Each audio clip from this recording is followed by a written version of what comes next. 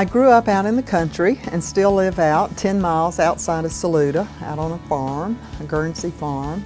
I think what was unusual was that my dad and mom and my brother Randy and I lived in a house, but my grandmother, Sue, lived with us, as did my uncle, a bachelor. That really instilled a close-knit family and even today, a real understanding of folks who are taking care of the elderly.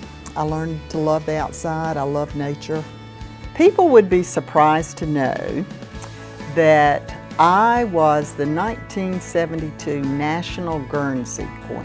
The people in the community were like family, and we worked, and I saw both my parents. My dad was master of the local grange, and my mom was his best helper.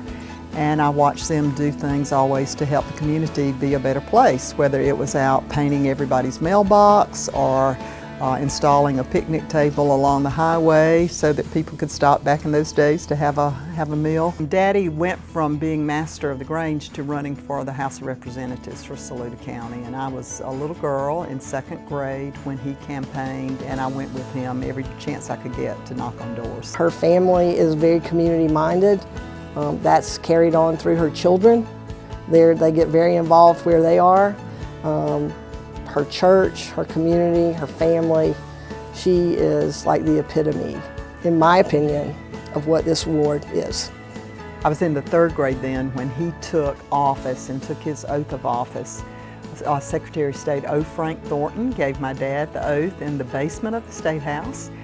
And then I was extremely proud 30 years later, November of 1993, when I took the same oath in the State House with Lieutenant Governor Nick Theodore, and my two children were there to look on and beam proudly, just as I had done when I was in third grade.